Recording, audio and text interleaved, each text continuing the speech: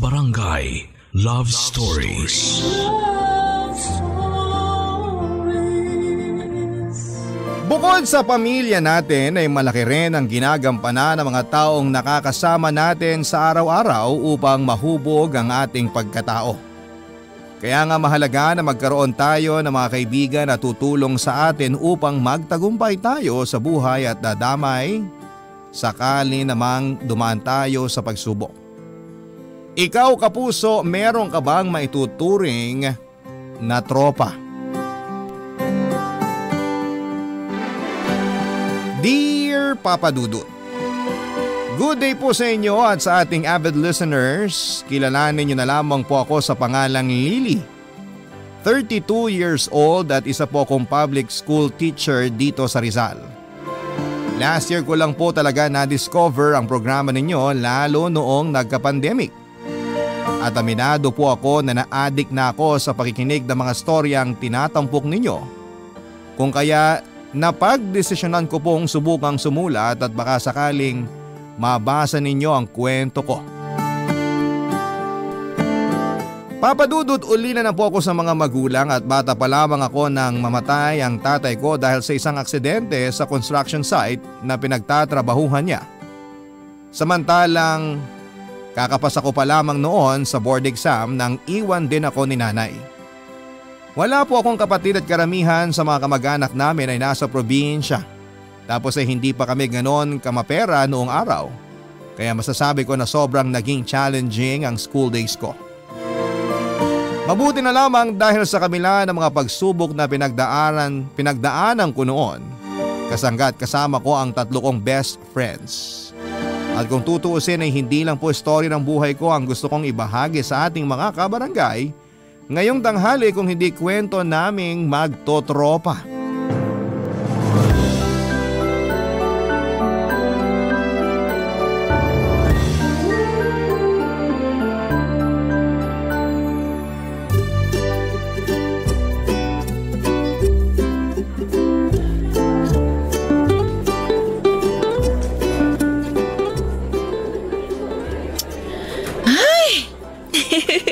Pang ilang buntong hininga mo na yan, V? Sa totoo lang ako mismo, hindi ko na mabilang kung nakailang buntong hininga na ako. At ang malala pa niyan, kanina pa ako nakatitig dito sa laptop ko, pero wala pa ako nasusulat kahit isang sentence. Kung pagod ka at wala kang mapiga, huwag mong pilitin ang sarili mo dahil ikaw lang din ang mahihirapan. Trust me. Pero alam mo naman kung gaano ka-importante sa akin na makapag-contribute sa school paper natin, di ba? Buisit naman kasing lalaking yun. Kung kailan may deadline ako, tsaka pa sumabay. Hindi naman sa pagiging chismosa. Pero worried lang din ako. May problema ba kayo ni William? Major problem talaga, Bes. Kasi ba naman nakipag-break na sa akin ng tarantado? At siya pa talaga yung may gana magmalaki samantalang siya tong nagloko? Ang kapal ng mukha, di ba? Sandali. Anong ibig mong sabihing nagloko? Isang beses nahuli ko siya nakikipag-flirt dun kay Bernadette. Kilala mo yun, di ba? Tapos todo deny pa siya na hindi raw sila close at nagpatulong lang sa kanya dun sa subject kung saan magkaklase sila. Pagkatapos, kamukat-mukat mo, may nakapagtimbre sa akin na palagi nga raw silang magkasama lalo na kapag busy ako sa mga project at subject ko. And then, nung pupunta ako sa building nila para sana sabay kaming mag-lunch, aba, nandun sa ilalim ng puno ng mangga sa may likod at nakikipaghalikan sa babae niya. Sana talaga pinutaktay ng mga bubuyog yung lalamunan nilang dalawa dahil ang kakati nila. Seryoso ba yan? Napakagago naman pala ng lalaking yun. Ay, sorry V, kasi wala akong idea sa pinagdadaanan mo. Ano ka ba? Wala namang kaso yun, Bes. Tsaka alam ko rin naman na busy ka sa mga subject mo. Tapos may ginagawa pa tayo rito sa publication. Kaya lang, hindi ko pa rin mapigilang malungkot eh. Dahil nga sa nangyari kasi kahit na ilang buwan lang na naging kami ni William, minahal ko na ang lintik na yon. Tapos ipagpapalit lang ako sa mukhang tiyanak. Sabihin mo nga, Bes, pangit ba ako? Hindi ba ako karapat-dapat sa kanya? Okay, makinig ka sa aking mabuti. Hindi ka pangit. Hindi ko sinasabi to dahil magkaibigan tayo. Pero kumpara naman sa Bernadette na yon, Di hamak na mas maganda ka, okay? Higit sa lahat, deserving ka. Siguro hindi lang talaga kayo para sa isa't isa. Alam ko masakit at malungkot. At until now, nanghihinayang ka pa rin dahil sa breakup nyo. Pero isipin mo na lang, mas lalo ka lang masasaktan kung nagtagal kayo. Ngayon pa nga lang ganyan na ang ugali ng lalaking yan. What if kapag nagkatuluyan pa kayo sa future, di ba? Kung sa bagay, sa ganda kong to, baka tumanda akong maaga sa konsumisyon kung kami pa rin ni William. Tapos lolokohin niya ako behind my back. Mabuti na lang pala nangyari to na maaga. Thank you talaga, Bes, ha, sa pagpaparealize sa akin ng mga bagay-bagay. Ano na lang ang gagawin ko kung wala ka? Naku, tignan mo to, ng bola pa. Pero seryoso, V, you deserve the world. But the world doesn't deserve you. Ikaw talaga? Writer ka nga, kaya ang galing-galing mo magsalita. Nagsasabi lang ako ng totoo. Siguro balang araw makikilala mo rin ang lalaking nakatadhana para sa'yo. Sa ngayon, enjoyin mo lang ang journey. Welcome back sa pagiging single! Oo nga, no? Sige, kain tayo sa cafeteria. Libre ko. Oh, para saan at may paglibre? Para i-celebrate ang pagbabalik loob ko sa club nating mga single. Ang dami mo talagang alam. Ayaw mo ba? Sige ka, ako na lang. Baka sakaling ganahan na ako magsulat ng article kapag nabusog na ang tiyan ko. Uy, biro lang. Siyempre libre yan. Sama ako.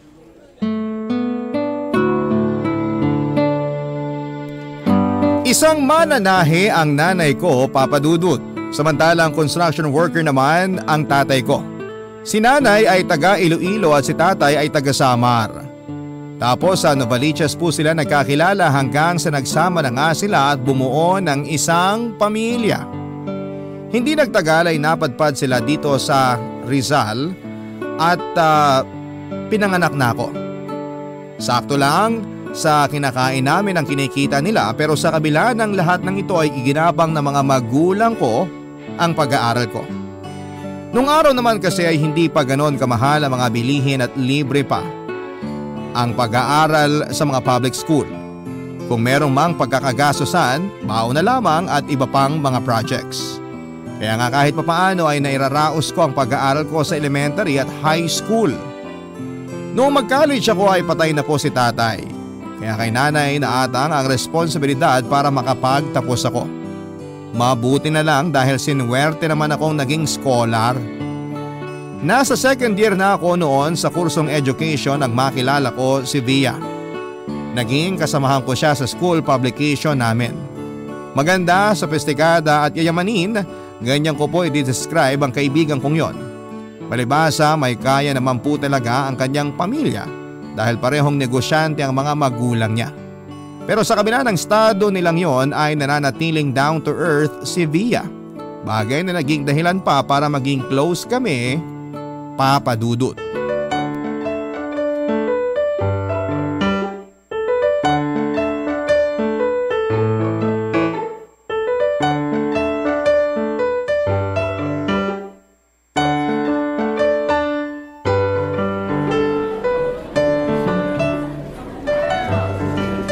Knock-knock! Bes, nag-lunch ka na ba? Kanina nung umalis ako, nakaupo ka na dyan sa harap ng computer. Tapos until now, nandyan ka pa rin? Oh well anyway, may bit-bit naman akong… Pagkain? Oh, Rafi! Hello, Lily. Hello din. Pero teka, nasaan ang pagkain? Ngayon ko lang naramdaman na nagugutom na pala ako. Ikaw talaga? O ayan, pasalamat ka, best friend kita. Salamat po! Maiba tayo. Anong ginagawa ng campus heartthrob sa munti nating quarters? Campus heartthrob talaga? Mapagbiro ka rin, Miss Editor-in-Chief, ha? Uy, wag mo na nga akong asarin. Ikaw kaya ang naunang mang-asar, Bes. Nakalimutan mo na ba? Nagpapahanap ka sa akin ng magaling kumuha ng pictures para sa foundation day natin? Oh, ayan! May I present to you our very own Mr. Campus Heartthrob at your service! Tingnan mo, ayan ang mga sample shots ni Rafi. At nalaman ko yan nung isang beses na nakita ko siyang kumukuha ng picture dun sa garden. Ang taray, di ba? Wow! Hindi ko alam na may talent ka pala sa photography, Rafi. Ano ba ang genre mo? As you can see, interested ako sa wildlife photography. At suportado naman ng parents ko ang hobby kong yan. Pero this past few weeks, nahilig naman ako sa photojournalism. Itong nasa next pages, yan ang mga sample shot ko. Wow, ang gaganda! Kaya nga nang sabihin ko na naghahanap tayo ng photojournalist, hindi na ako nagdalawang isip na yayain si Rafi. Mabuti na lang dahil pumayag siya. Actually, kabado ako kasi first time ko palang kung sakali. Pero willing naman akong patunayan ang kakayahan ko. Wala namang problema doon dahil nakikita ko naman na may talent ka. Kaya lang, wala ka bang event during our foundation day? Wala naman. Sa ngayon, marami akong gustong subukang gawin. Kaya pahinga muna ako sa mga pageant at hosting. Kaya nga if bibigyan niyo ako ng chance na maging member ng school paper, siguradong magiging magandang experience yon para sa akin. Okay, tanggap ka na. Ha? Ang sabi niya, tanggap ka na raw, Raf. Welcome sa publication! Wow! Thank you, Via! Oh no! I got carried away. Pasensya na. Mukha nga. Kasi kulang na lang hindi makahinga ang best friend ko sa pagkakayakap mo. Bes, tumigil ka nga dyan. Bakit? Wala naman akong ginagawa ah.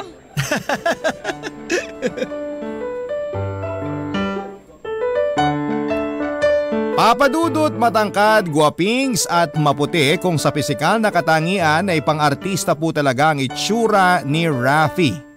Kung sa bagay hindi siya babansagang heartthrob sa campus namin kung simple at ordinaryong estudyante lamang siya. Kilala ko siya dahil ilang beses ko na rin siya noong na-interview para sa mga feature articles na sinusulat ko for our school paper. Lalo na sa tuwing nire-represent niyang school pageant ang kurso nila at masasabi ko na mabait at hindi mayabang si Rafi. At dahil nga may talent naman siya sa photography kaya naging regular na miyembro na rin siya sa publication namin. Papadudot, doon na nga rin po nadagdagan ng isa ang friendship namin ni Via sa katauhan ni Rafi. Bago po noon magumpisa ang huling semester ng ikatlong taon namin, ipinakilala ni Rafi sa amin ang pinsan niya na si Erwin. Isang transfer sa school namin at isang prom di Papadudot. Naging magkaklase nga po at ang magpinsan at di nagtagal ay niyaya ni Rafi si Erwin na mag-contribute ng mga tula at short stories na sinusulat niya sa aming school magazine. Aminin ko na sobrang fascinated po talaga ako sa mga piyesa ni Erwin dahil napakaganda, madamdamin at malakas ang datingan ng mga yon. Simula noon ay kinasabigan ko na ang bawat kwento o tula na ipinapasa niya. Papadudot dahil nga prom D, madalas na niyayaya ni Rafi ang pinsan niya na sumama sa amin ni Via. Bagay na wala namang pong kaso dahil mabait naman si Erwin. Although mas maingay si Rafi. Pareho naman po silang kalog lalo noong naging at ease na si Erwin sa amin. At dahil nga sa madalas naming pagha-hangout na apat ay doon na nga po nabuo ang mas malalim naming pagkakaibigan.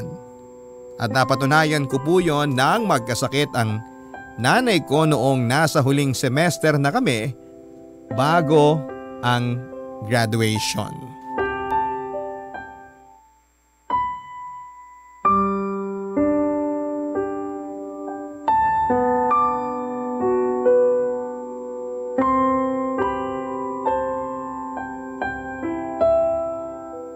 Ano ka mo? May CKD si Tita Margie? Pero kailan pa, Bes? Ay. Nitong nakaraang linggo lang matapos namin magpa-check up. Matagal ko na kasing kinukumbinsi si nanay na magpunta na sa doktor dahil panay ang reklamo niya na palagi siyang napapagod. Tapos madalas ring namamaga yung paa at kamay niya. Pero sabi niya ayos lang naman siya. Alam ko na pinoproblema niyang ibabayad sa doktor kaya kahit hindi na okay, tinitiis na lang niya yung sakit. Mabuti na nga lang dahil may nagpa-tutor sa akin at kumita ako ng kaunti, kaya napilit ko rin siyang magpa-check up. Kaya lang, Kaya lang para naman kaming pinagsakluban ng langit at lupa matapos naming malaman ang dahilan ng kondisyon niya. I'm so sorry, Lily. Kahit wala kami sa sitwasyon mo, alam namin na mabigat ang dinadala mo ngayon. Lily, bilang mga kaibigan mo, nandito lang kami sa tabi mo para samahan at damayan ka. Salamat sa inyo ha. Malaking bagay na nandyan kayo sa tabi ko dahil kung ako lang baka nasiraan na ako ng ulo. Ikaw talaga. Siyempre, ano pa't magtutropa tayo, di ba? Kung ganun, anong plano mo, Bes? Last semester na natin, gagraduate na tayo. Yun nga, pero kailangan din kasi magdialysis ni nanay. Alam nyo, sobrang gulong-gulo na talaga ang utak ko ngayon at hindi ko alam kung sino ang lalapitan. Siyempre, mahalaga sa akin ang nanay ko. At gagawin ko ang lahat ng makakaya ko para maipagamot siya. Kaya nga, naisip kong huminto na sa pag-aaral at maghanap na ng full-time job. Ano? Seryoso ba yan? Ikaw na nagsabi. Nasa huling sem na tayo ng taon. Gagraduate na tayo. Ngayon ka pa talaga hihinto? Pero Lily, napag-isipan mo na bang mabuti ang desisyon mong yan? Oo, pinag-isipan ko na to ng 1,000 beses. Teka lang ha. Hindi ka man lang ba nanghihinayang? Kasi kami nanghihinayang para sa'yo. Anong gusto niyong gawin ko? Babayaan ko na lang ang nanay ko? Guys, hindi ba kayo nakikinig? May sakit sa bato ang nanay at kailangan niyang magdialysis. Para lang sa kaalaman niyo, malaking pera ang kailangan sa gamutan niyang yun. At hindi ko kayang tustusan ng gastusin sa part-time job na meron ako. Kaya nga kahit na nakapanghihinayang, pikit mata ko na lang na isasangtabi ang pangarap kong makagraduate para lang sa nanay ko. Nandun na tayo. Pero sa palagay mo ba matutuwa si tita kapag huminto ka sa pag-aaral mo? Diba? Paulit-ulit mong sinasabi sa amin na pangarap ng mga magulang mo na makapagtapos ka sa college. Ito na, ilang buwan na lang mangyayari na. Huwag ka naman sanang bumitiw, Lily. Ano nga kasing gusto niyong gawin ko? Oo, nakapagtapos nga ako pero napabayaan ko naman ang nanay ko. Baka nakakalimutan ninyo kaming dalawa na lang ang magkasama sa buhay.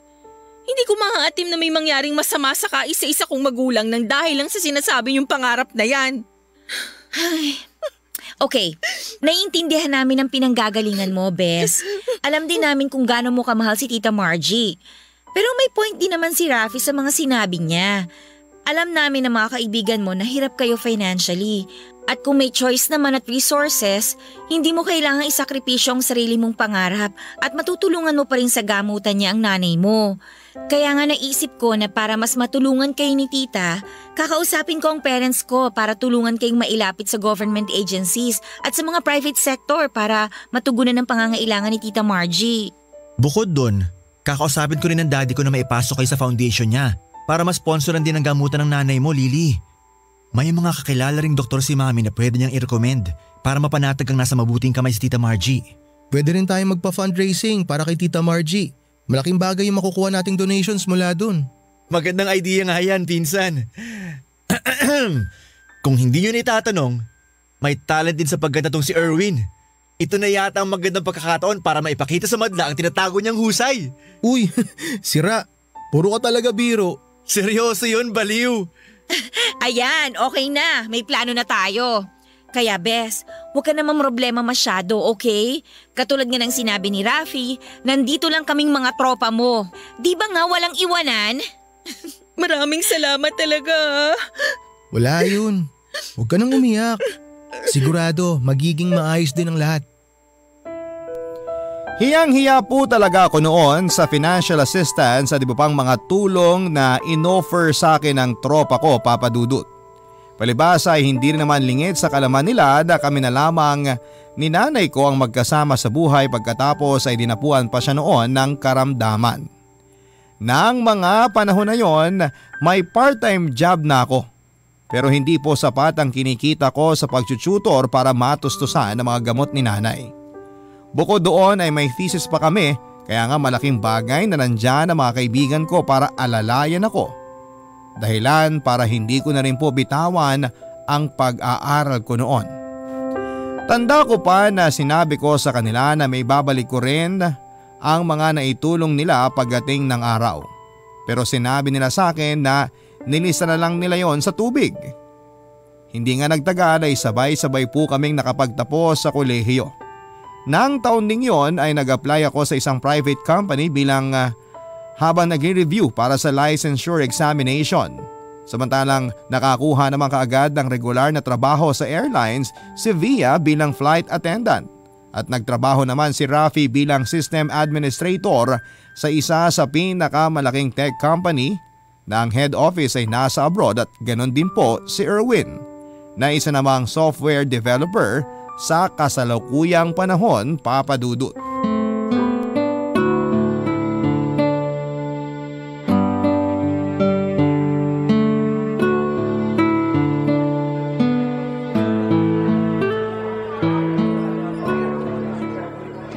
Lily, bakit parang pagod na pagod ka yata?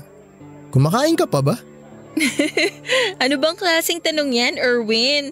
Siyempre, oo. Bes, nag-worry lang sa'yo yung tao. Ha? Bakit naman? Ayos lang naman ako. Sa amin ka pa talaga nagsinungaling, Lily? Samantalang ang tagal na natin magtutropa? Oo nga, nakakatampo na tuloy. Ano ba kasing ibig niyong sabihin? Hindi pa ba obvious? Ang itim na kaya ng mga eye bags mo. Tapos nangangayayat ka rin. Ang putla ng balat mo, oh. Yung totoo, inaalagaan mo pa ba ang sarili mo? Ngayon na nga lang ulit tayo nagkita-kita, tapos ganyan pang itsura mo. Bakit? Itinatakwil niyo na ba ako? Ewan ko sa'yo. Worried lang kami para sa'yo, Lily. Kumusta ka na ba? Alam niyo, wala talaga akong maililihim sa inyo. Bawat hibla ng pagkatao ko, alam niyo. Buti alam mo. So ano na nga bang problema? Tungkol ba kay Tita Margie? Sabihin mo lang, baka makatulong kami. Marami na kayong naitulong at ako na nga ang nahihiya dahil kahit graduate na tayo at may kanya-kanya ng trabaho, palagi niyo pa rin akong inaalala. Harmless question. Hindi ba kayo napapagod o nagsasawa man lang na isipin ako paminsan-minsan? Kasi sa tuwing may nangyayari sa akin, palagi kayong nandyan para damayan ako. Huwag niyo sanang masamain. Thankful ako dahil may mga kaibigan akong maaasahan, kaya lang hindi ko pa rin mapigilang isipin kung hanggang kailan ako magiging pabigat sa inyo. Hoy Bes, wait lang. Ang sabi mo? Sinong pabigat? Ha? Sino? Ilabas mo! Ikaw Bes ha, huwag kang dyan. Never kang naging pabigat. Kahit kailan, hindi ka naging pabigat sa amin, Lily. Oo, palagi ka nga naming inaalalayan, pero di ba? Ganun naman tayong lahat sa bawat isa kapag may pinagdadaanan. Nung binasted si Rafi nung nililigawan niya, nandun tayo. Nung ginost naman si Via nung ka-MU niya, magkakasama tayo. Bakit naman kailangan mo pang ipaalala ang lahat, Erwin? Napaka mo talaga. Ang akin lang, ano pang silbi ng pagkakaibigan natin kung hanggang salita lang naman tayo? Di ba? Oo nga, graduate na tayo ng college. May sari-sarili na rin tayong buhay, pero hindi pa rin naman natatapos doon ang pagkakaibigan natin eh. Di ba nga, tropa forever tayo? Nako, insan. Medyo cringy na yan ah. Uy, anong cringy ka dyan? Yun na yung motto natin noon pa. Ikaw nga yung nakaisip nun, di ba? Tapos ikaw yung nagkakaganyan. Baka ako yung nakikringeyan sa'yo. Alam nyo, the best talaga kayo. Pero tama naman kayo sa mga sinabi nyo. Siguro medyo stress lang ako dahil pakiramdam ko hindi pa rin nagbubunga ang lahat ng pagsisikap ko. Ilang buwan na lang exam ko na, pero parang hindi pa rin ako handa. College pa lang tayo, may ibubuga ka na, Bes. Kaya nga scholar ka ng bayan, di ba? Naniniwala kami ni Rafi at Erwin na handa ka na makakapasa ka at magiging licensed teacher. Matutupad mo ang pangarap mo at ng mga magulang mo. Basta pray lang palagi, maniwala at magtiwala ka. Tama si Via. Kapag kailangan mo ng kausap, one chat away lang kami. Ano pa 3 kami kung wala ni isa sa amin na malilibre pag kailangan mo? Kung busy yung dalawa, sigurado mapupuntahan ka ng isa sa amin. Basta Lily, palagi lang kaming nasa tabi, likod, tagiliran mo, bunbunan mo, kahit saan. Nandun lang kami lagi para sa'yo. Tropa forever eh. Parang pa-corny ka ng pa-corny, Erwin. Ikaw naman, pinatatawa lang kita. Uy! Ayan tayo sa mga biruan na yan eh. isa sa mga pinaka-paborito kong quotation tungkol sa pagkakaibigan na yung galing kay Helen Keller na mas nanaising ko pang maglakad sa kadiliman kasama ang aking kaibigan kesa sa liwanag ngunit nag-iisa. Papa Dudut, hindi po yun ang unang beses na encourage ako ng tropa ko lalo na kapag dinadalaw ako ng kalungkutan o di kaya ay pagdududa sa aking sarili. At napakalaking bagay po noon para gumaan ang mabigat na pasanin sa aking balikat. Kung tutuusin ay graduate na kami at may kanya-kanya ng trabaho at buhay. Pero hindi pa rin po nawawala ang communication namin sa isa't isa. In fact, nananatili pa rin pong active ang group chat namin magpahanggang sa ngayon. At palagi pa rin naming isineselebrate ang birthday ng isa't isa lalo kapag may pagkakataon. Nang dahil nga po sa pag-aalalay nila sa akin noon ay naging inspire ako dahilan para makapasa ako sa board exam. At di nagtagal ay naging lisensyadong guro na ako. Kaya lang Papa Dudut, ilang araw matapos naming ipagdiwang ang achievement ko ay lumala ang sakit ng nanay ko. Dahilan para isugod ko siya sa ospital. Pero hindi na po niya kinaya at doon na rin po siya binawian ng buhay. Nakakalungkot mang isipin Papa Dudut, pero salamat sa mga kaibigan ko na nagpatatag sa kalooban ko. Kabarangay, i-share mo ang iyong barangay love stories. Sabay-sabay nating pakinggan ang iyong kwento ng pag-ibig, buhay at pag-asa. Ipadala lang sa barangaylovestories@yahoo.com. May punto na ako na nga po yung pabirong nagtataboy sa kanila kesyo baka kailangan na sila ng mga trabaho nila. Pero sila na po mismo ang nagsasabi na nakapagpaalam naman sila ng maayos. Bukod doon ay mas kailangan ko sila. Kaya nga kahit mistulang durog na durog ang puso ko. Dahil sa mga nangyari kay nanay ay meron pa rin pong bahagi roon na masayang masaya at labis na nagagalak dahil alam ko at ramdam ko na hindi ako nag-iisa sa pagharap sa panibagong buhay ko, Papa Dudut. Naniniwala po ako na kapag pinapadapa tayo ng isang pagsubok, walang masamang mapagod at magpahinga o di kaya magluksa at umiyak. Pero ang pinakamabisa pa rin na paraan na dapat nating gawin para malagpasan ang mga trahedya sa buhay natin ay ang bumangon at magpatuloy, Papa Dudut. Kaya ilang buwan matapos mailibing si nanay at matapos kong isaayos sa mga gamit niya sa bahay namin ay muli ko pong pinagpatuloy ang pangarap kong makapagturo ako. Doon na ako nag-apply at natanggap naman sa isang pampublikong paaralan sa Rizal. At kung hindi na nga po inabutan ng mga magulang ko ang pagtupad ko sa mga pangarap nila para sa akin, alam ko sa kaibuturan ng puso ko na proud at masaya sila sa akin dahil sa mga tagumpay ko sa buhay, gaano man yon kaliit o kalaki. Mabilis pong lumipas ang ilang pang taon at mas lalo lang ding tumibay ang pagkakaibigan namin ng tropa ko. Bagaman nabawasan na ang madalas naming pagkikita dahil sa mga trabaho namin, ay hinding-hindi pa rin po namin nakakalimutang magkumustahan at magtsikahan online.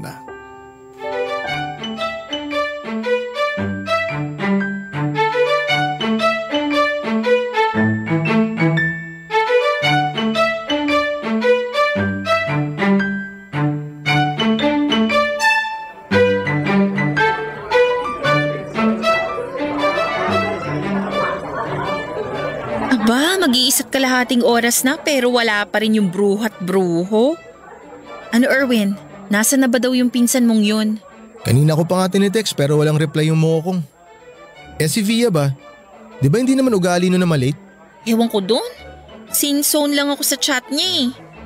Teka, sabi mo sa Makati po manggagaling si Rafi, di ba? Oo, si Via naman manggagaling sa San Juan. OMG! Hindi kaya…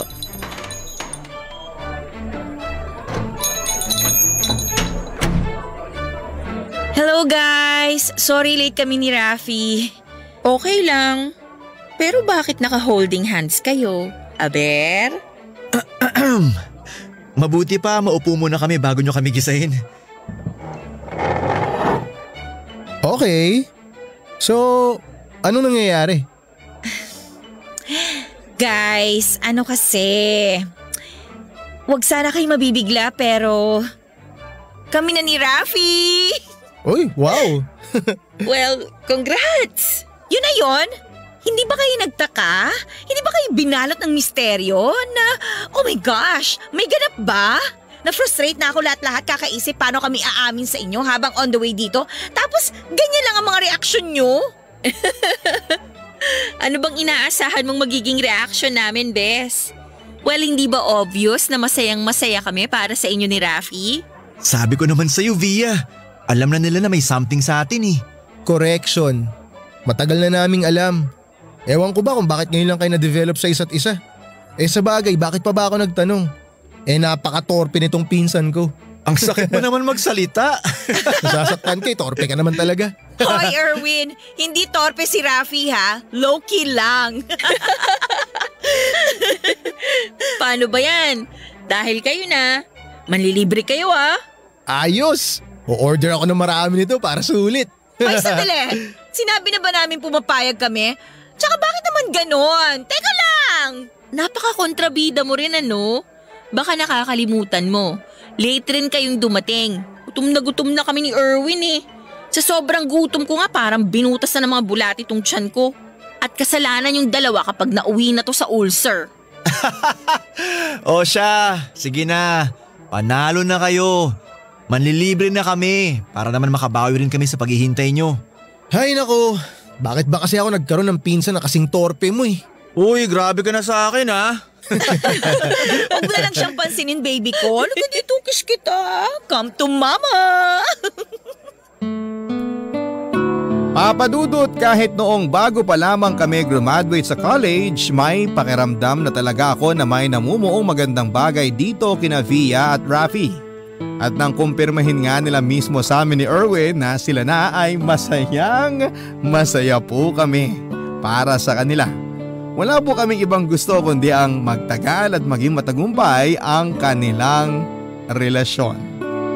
Dahil nga po mas madalas nang busy sa isa't isa sina Via at Rafi, which is naiintindihan naman namin ni Erwin, ay kami na lamang pong dalawa ang nagkikita sa tuwing lumalabas ang tropa namin. Sa aming apat, kami na lang po ang single, although pareho na po kaming nagkaroon ng mga karelasyon sa nakaraan. Masasabi ko na hindi naman nagtagal o umubra ang mga yon. Marahil ay hindi rin ukol. Habang pinagkukwentuhan namin ang tungkol sa mga naging failed relationship namin ni Erwin, doon ko po siya lalong na-appreciate. Alam ko na magaganda ang mga mata niya, pero noon ko lang natitigan na mahaba rin pala ang mga pilik mata niya. Maging ang dimple niya sa kanyang pisngi, napakalalim pala nun, dahilan para kagiliwan ko ito sa tuwing nakikita ko, Papadudot. Agi rin sa isip ko. Ikaw ba? Katulad mo, matagal na rin since pumasok ako sa isang relasyon. Pero matapos na hindi mag-work nun, doon ako tumigil. I mean, hindi na ako masyadong nag-focus sa bagay na yon dahil mas inuna ko na ang career ko.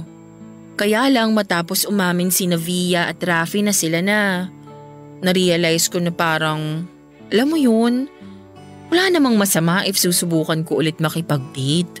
Maniwala ka sa hindi, ganyan eksakto yung nararamdaman ko. Hindi ko naman pinangarap na tumandang binata. Siyempre, katulad ng karamihan, gusto ko rin naman na magkaroon ng sariling pamilya. Pareho tayo. Kaya nga naisip ko, Lily, bakit hindi na lang natin subukan? Ano ka mo? Lily, to be brutally honest with you, I like you. I like you a lot. Pero wala eh. Pareho kaming torpe ni Rafi. Kaya nga nung maging sila ni Via, medyo kahit papano, nagkaroon ako ng lakas ng loob na isipin na baka pwede ko nang aminin sa'yo yung nararamdaman ko. Tutal, pareho naman tayong single. Pareho rin natin na gusto ulit masubukan na makipag-date. Kaya bakit hindi na lang natin umpisahan? Tayong dalawa, ikaw at ako. Kung hindi man mag-work, sayang, pero walang kaso yun. At least, nasubukan natin. Wala tayong what if. Diba? Ano sa palagay mo?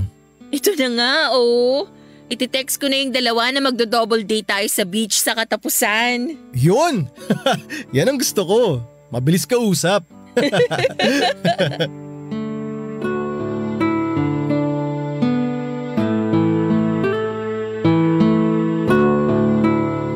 Papa Dudut, hindi ko na po patatagalin pa pero naging kami rin po ni Erwin. At pagkalipas lang ng 1 taon ay nag-propose na po siya sa akin. Tandang-tanda po naming dalawa kung gaano nagmaktol na parabang bata si Via dahil naunahan pa namin silang ma-engage. Pero that time ay may surprise proposal na rin talagang inilatag si Rafi para sa birthday niya at oo, double wedding nga po ang nangyari. Walang paglagyan ng kasiyahan na nadarama ko sapagkat nahanap ko kay Erwin ang lalaking noong araw ay pinapangarap ko lamang. At alam ko at ramdam ko na ganon din siya sa akin. Sa kasalukuyan ay may isa na po kaming anak na babae ni Erwin at pinagbubuntis naman ni Via ang second baby nila ni Rafi. Nasa Rizal pa rin po kaming mag-asawa samantalang nasa Cavite naman ang dalawa naming tropa. Pero hindi po naging hadlang ang ilang kilometro naming pagitan para mag-reunite kasama mga anak namin lalo na kapag naging maayos na ang sitwasyon since nasa pandemic pa tayo. Papa Dudut, maraming salamat po sakaling mapili po ninyong i-air ang storya namin ng mga tropa ko.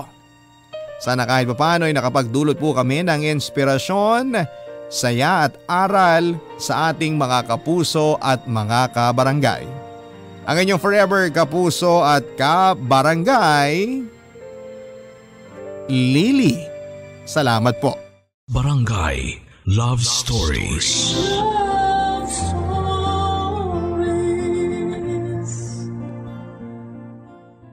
Barangay LS 97.1. 97.1. Number 1. Forever.